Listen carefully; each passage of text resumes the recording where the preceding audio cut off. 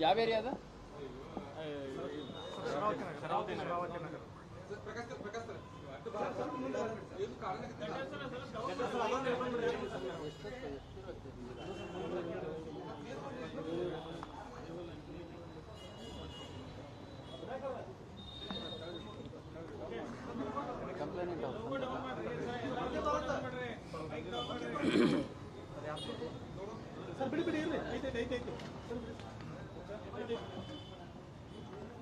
ಹೇಳ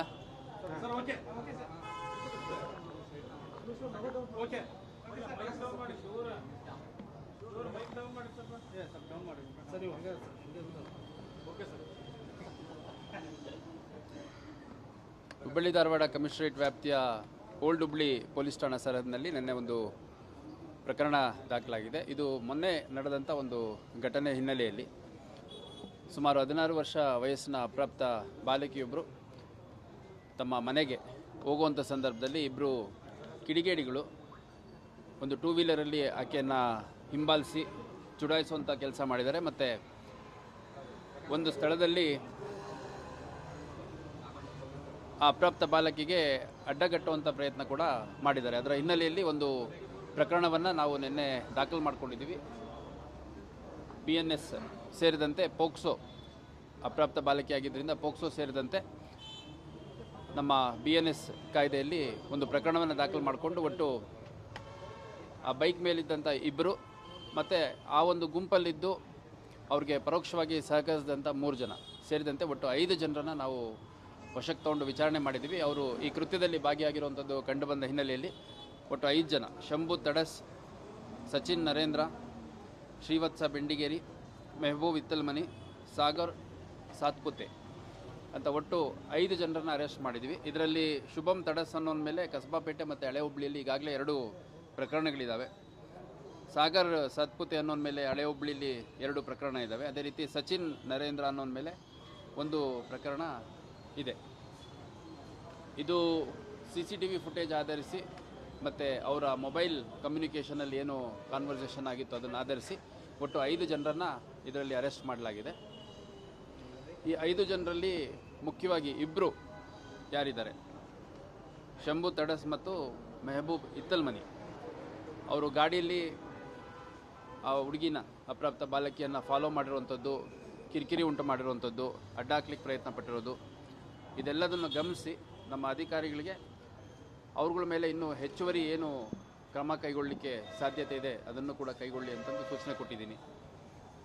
ಅದೇ ರೀತಿ ಯಾರು ಶಾಲಾ ಕಾಲೇಜುಗಳ ಸುತ್ತಮುತ್ತ ಇರ್ಬೋದು, ಮಾರ್ಕೆಟ್ಗಳಲ್ಲಿ, ರೆಸಿಡೆನ್ಷಿಯಲ್ ಏರಿಯಾಗಳಲ್ಲಿ ಈ ಥರ ಚಟುವಟಿಕೆ ಮಾಡಲಿಕ್ಕೆ ಯಾರ್ಯಾರು ಮುಂದಾಗ್ತಾರೆ ಅಂಥವ್ರ ಮೇಲೆ ಕಠಿಣ ಕ್ರಮವನ್ನು ಜರುಗಿಸಲಾಗುತ್ತೆ. ಮತ್ತು ಸಾರ್ವಜನಿಕರು ಕೂಡ ಎಲ್ಲಾದರೂ ಈ ಥರ ಹೆಣ್ಮಕ್ಳಿಗೆ, ಹೆಂಗಸರಿಗೆ, ಮಕ್ಕಳಿಗೆ ತೊಂದರೆ ಕೊಡುವಂಥವ್ರು ಯಾರಾದರೂ ಕಂಡು ಬಂದರೆ ಅಂಥ ಮಾಹಿತಿಯನ್ನು ನಮ್ಮ ಪೊಲೀಸರಿಗೆ ತಿಳಿಸಬೇಕು ಅಂತ ನಾನು ಈ ಸಂದರ್ಭದಲ್ಲಿ ಹೇಳಲಿಕ್ಕೆ ಇಷ್ಟಪಡ್ತೇನೆ. ಯಾಕಂದರೆ ಭಾಳಷ್ಟು ಬಾರಿ ಯಾಕೆ ಸುಮ್ಮನೆ ಮತ್ತೆ ಕಿರಿಕಿರಿ ಆಗುತ್ತೆ, ನಮ್ಮ ಮಗು ಹೊರಗಡೆ ಮತ್ತೆ ಹೋಗಬೇಕಾಗತ್ತೆ, ಕೇಸ್ ಕೊಟ್ಟರೆ ಮತ್ತು ನಮ್ಮ ಮಗುನ ಟಾರ್ಗೆಟ್ ಮಾಡ್ತಾರೆ, ಈ ಥರ ಕೆಲವರು ಪೋಷಕರು ಮುಖ್ಯವಾಗಿ ಆತಂಕ ಪಟ್ಬಿಟ್ಟು ಫಿರ್ಯಾದಿ ಕೊಡದೇ ಇರ್ತಾರೆ.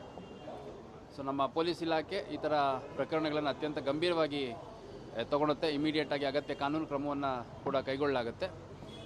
ಮುಂದುವರೆದು ಇನ್ನು ಮುಂಜಾಗ್ರತಾ ಕ್ರಮವಾಗಿ ಕೂಡ ಭಾಳಷ್ಟು ಕ್ರಮಗಳನ್ನು ಕೈಗೊಳ್ಳಲಿಕ್ಕೆ ಅವಕಾಶ ಇದೆ.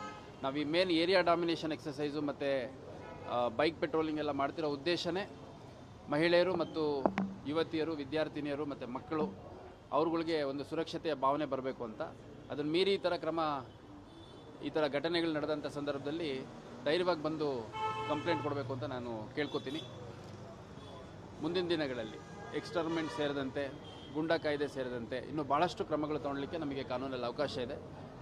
ಆ ನಿಟ್ಟಿನಲ್ಲಿ ಕೂಡ ಫೈಲ್ಸನ್ನು ಬಿಲ್ಡಪ್ ಮಾಡಲಾಗುತ್ತೆ. ಈ ಥರ ಯಾರು ಈ ರೋಡ್ ರೋಮಿಯೋಗಳ ಥರ ಬೀದಿಲಿ ಸುತ್ತುತ್ತಾರೆ, ಹೆಣ್ಮಕ್ಳಿಗೆ ತೊಂದರೆ ಕೊಡ್ತಾರೆ ಅಂಥವ್ರದ್ದು ಪ್ರತಿ ಸ್ಟೇಷನಲ್ಲಿ ಒಂದು ಪಟ್ಟಿಯನ್ನು ತಯಾರಿಸಿ ಅವ್ರಗಳ ಮೇಲೆ ರೌಡಿ ಶೀಟ್ಗಳನ್ನು ಓಪನ್ ಮಾಡುವಂಥದ್ದು ಮತ್ತು ಕಾಲಕ್ಕೆ ಮುಂಜಾಗ್ರತಾ ಕ್ರಮ ಕೈಗೊಳ್ಳುವಂಥದ್ದು ಮತ್ತು ಸ್ಟೇಷನ್ಗೆ ಕರೆಸಿ ಎಚ್ಚರಿಕೆ ನೀಡುವಂಥ ನಿರಂತರವಾದ ಒಂದು ಕ್ರಮ ಕೈಗೊಳ್ಳಲಾಗುತ್ತೆ. ಮತ್ತು ಈ ಪ್ರಕರಣದಲ್ಲಿ ಭಾಗಿಯಾಗಿರೋ 5 ಜನ ಆರೋಪಿಗಳ ಪೋಷಕರನ್ನು ಕೂಡ ನಮ್ಮ ಅಧಿಕಾರಿಗಳು ಸಂಪರ್ಕ ಮಾಡಿ ನಿಮ್ಮ ಮಕ್ಕಳು ಈ ಥರ ಮಾಡಿದ್ದಾರೆ ಅನ್ನೋಂಥದ್ದನ್ನು ಮನವರಿಕೆ ಮಾಡಿಕೊಟ್ಟಿದ್ದೀವಿ. ಅವರು ಕೂಡ ಇಲ್ಲ, ಈ ಥರ ಯಾವುದೇ ಕಾರಣಕ್ಕೂ ನಾವು ಎನ್ಕರೇಜ್ ಮಾಡಲ್ಲ, ಅದೇನು ಕ್ರಮ ಇವ್ರ ಮೇಲೆ ತೊಗೊಳ್ಳಿ ಅಂತಂದು ಅವರು ಕೂಡ ಬೇಸರ ವ್ಯಕ್ತಪಡಿಸಿದ್ದಾರೆ. ಯಾಕಂದರೆ ಯಾವುದೇ ಮನೆಯಲ್ಲಿ ಎಲ್ಲರ ಮನೆಯಲ್ಲೂ ತಂದೆ ತಾಯಿಯಂದರು, ಅಕ್ಕ ತಂಗಿಯರು, ಅಣ್ಣ ತಮ್ಮಗಳೆಲ್ಲ ಇದ್ದೇ ಇರ್ತಾರಲ್ಲ, ಹೆಣ್ಮಕ್ಳು ಇದ್ದೇ ಇರ್ತಾರೆ. ಹಂಗಾಗಿ ಅವ್ರು ಯಾರೂ ಯಾವುದೇ ಕಾರಣಕ್ಕೂ ಈ ಥರದ್ದು ಎಕ್ಸೆಪ್ಟ್ ಮಾಡಲ್ಲ.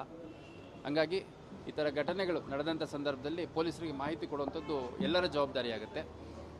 ಅದರಲ್ಲೂ ಅಪ್ರಾಪ್ತ ಬಾಲಕಿಯರಿದ್ದಂಥ ಸಂದರ್ಭದಲ್ಲಿ ಪೋಷಕರು ಬಂದು ಕೊಡಲಿಲ್ಲ ಅಂದರೂ ಯಾರದೇ ಗಮನಕ್ಕೆ ಬಂದು ನಮಗೆ ಕೊಟ್ಟರು ಸೋಮೋಟೋ ಕೇಸಸ್ ಮಾಡಲಿಕ್ಕೆ ಕೂಡ ನಮಗೆ ಅವಕಾಶ ಇದೆ. ಈ ಒಂದು ಪ್ರಕರಣದಲ್ಲಿ ಅವ್ರ ತಂದೆ ತುಂಬ ಎದುರಿದ್ರು, ನಮ್ಮ ಹುಡುಗಿ ಮತ್ತು ನಾಳೆ ಸ್ಕೂಲಿಗೆ ಹೋಗಬೇಕು, ಕಾಲೇಜಿಗೆ ಹೋಗಬೇಕು, ಕಿರಿಕಿರಿ ಆಗುತ್ತೆ, ತೊಂದರೆ ಆಗುತ್ತೆ ಅಂತ. ಅವ್ರಿಗೆ ಮನವರಿಕೆ ಮಾಡಿಕೊಟ್ಟು ಯಾವುದೂ ತೊಂದರೆ ಆಗಲ್ಲ ಅಂತಂದು ಅವರಿಗೆ ವಿಶ್ವಾಸ ತುಂಬಿದ ಮೇಲೆ ಕಂಪ್ಲೇಂಟ್ ಕೊಟ್ಟರು. ಅವ್ರು ಕಂಪ್ಲೇಂಟ್ ಕೊಡಲಿಲ್ಲ ಅಂದರೆ ನಮಗೆ ಸೋಮೋಟೋ ಮಾಡಲಿಕ್ಕೆ ಕೂಡ ಅವಕಾಶ ಇದೆ. ಅದನ್ನು ಕೂಡ ನಾವು ಮಾಡಲಿಕ್ಕೆ ಹಿಂಜರಿಯೋದಿಲ್ಲ.